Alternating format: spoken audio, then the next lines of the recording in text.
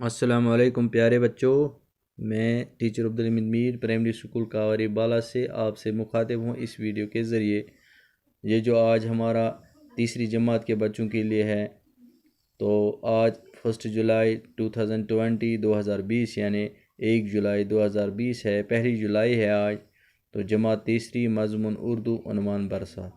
जो नज़म है ये बरसात है। तो बरसात हम जून जुलाई के महीने में जो बारिश होती है उसको बरसात कहते हैं। इस बरसात से किसानों के बहुत सारे फ़ायदे होते हैं। तो बरसात जो है ये नज़म ये इस्माइल मेरठी ने लिखी है। तो इस नज़म को पढ़ने से पहले हम करेंगे कुछ ऐसे अल्फाज हैं जैसे आपने पिछले वीडियो जो मैंने पढ़ाए, पहले वीडियो जो थे उनमें आपने देखा है कि पहले हम करेंगे वो लफ्ज़ देखते हैं सबक में जो मुश्किल होते हैं, उनके माने हमें याद करने होते हैं। तो यहाँ लिखा है, आओ माने याद करें। काली गठा काली बादल, वो बादल जो काले होते हैं। आहट, पाँवों की आवाज़, चलने की आवाज़, जब हम चलते हैं आहिस्ता आहिस्ता उस आवाज़ को आहट बोलते हैं। सनसनाहट, वो हल्की आवाज़ जो हवा के चलने से पैदा होती है।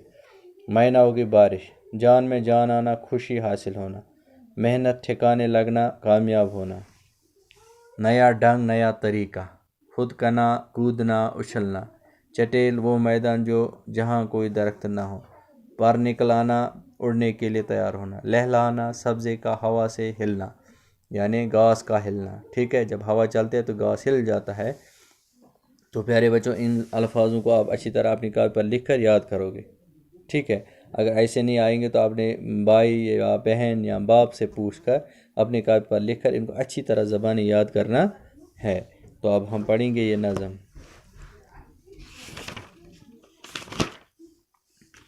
काली गठा, आहट, सनसनाहट, मैना, बरसात। वो देखो उठी काली काली गठा।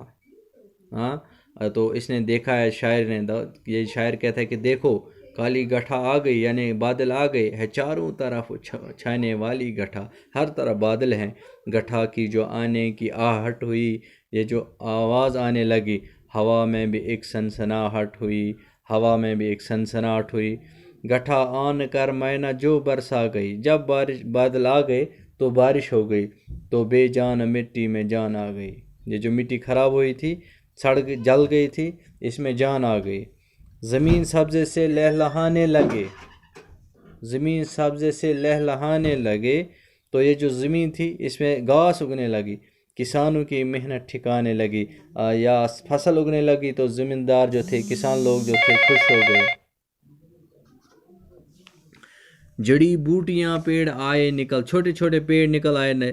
अजब बेल पत्ते, अजब बेल पत्ते, अजब बेल पत्ते, अजब फूल फल। हर एक पेड़ का एक नया ढंग है। ये जो पेड़ हैं इनका अलग अलग एक तरीका है, अलग अलग एक ढंग है, अलग अलग अंदाज है। हर एक फूल का एक नया रंग है, जो भी फूल निकलते हैं उनका अलग अलग रंग होता है। हज़ारों फुदकने लगे जानवर, फुदकने अभी मैंने आपको बोला यानी उछलना। ये जो हज़ारों जानवर अब उछलने लगे खुशी से। निकल आए गोया के मिट्टी के पार, जैसे मिट्टी के पार निकल आ गए, यानी उड़ने के लिए तैयार हो गए ये जानवर। जहाँ कल था मैदान चिटेल पड़ा, जो कल तक था बड़ा मैदान, यानी इस पर घास नहीं थी, वहाँ आज है घास का बन खड़ा। तो हम आज देखते हैं वहाँ बड़े बड़े बन, घास के बड़े बड़े ढेर लगे हुए हैं। ये 2 दिन में क्या माजरा हो गया। शायर कहता है कि ये क्या हो गया कि जंगल का जंगल हरा हो गया। जंगल जो थे कल, ये आज हरा हो गए, हरे हो गए, यानी सब्ज़ हो गए। ये सिर्फ अल्लाह की कुदरत है। अल्लाह बारिश से ज़मीन को क्या लहलाता है, सब्ज़ा कर देता है, ये सिर्फ हरा कर देता है। ये सिर्फ अल्लाह की कुदरत है। आप जो है मुख्तसर जवाब लिखिए। बरसात कब होती है, बरसात के बाद जंगल का समा क्या होता है, बरसात से किसान को क्या फ़ायदा होता है। शायर ने एक शार में ताजुब का इज़हार किया है, वो शार लिखिए। नज़म के आखिरी शार को आपने अल्फाज में लिखिए। प्यारे बच्चों, इनको मैंने यहाँ लिखा है।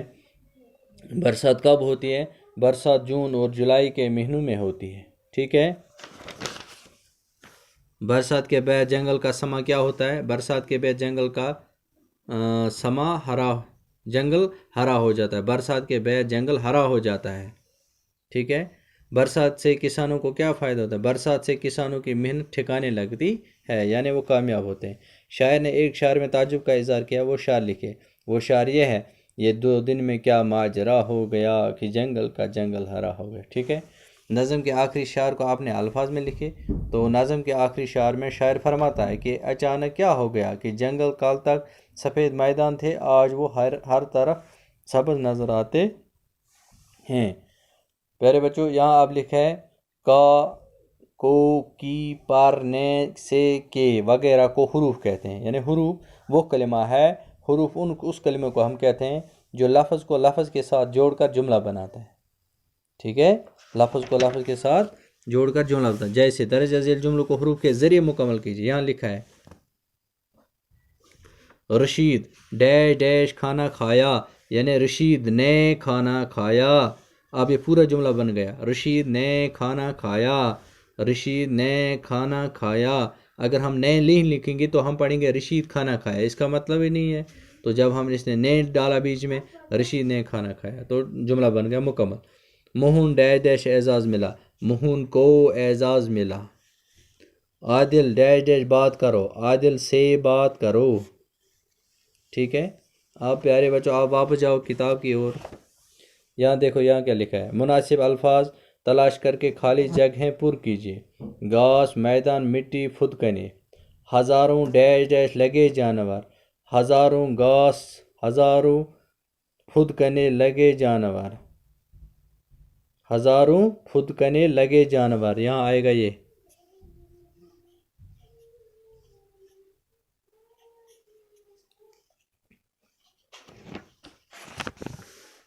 نکل آئے گویا کے ڈیش ڈیش کے پار، مٹی کے پار۔ جہاں کل تھا میدان، وہاں آج ہے گھاس کا بن کھڑا۔ ٹھیک ہے، تو اسی طرح پیارے بچوں مثال دے کر لفظوں کو الٹ کر نیا لفظ بنائے۔ جیسے اس نے لکھا ہے رے سین رے دا سرد، دال رے سین درس۔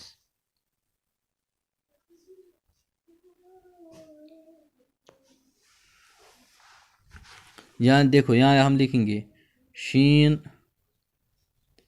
الف نون، بن گیا شان، ہے نا؟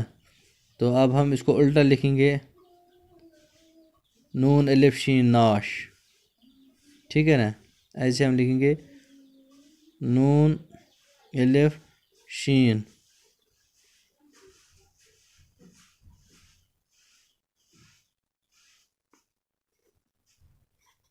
ناش۔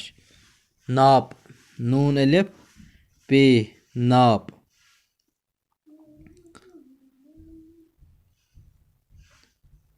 نون الف پے ناپ، اس کو ہم لکھیں گے نون الف پے ناپ، پے الف نون پان۔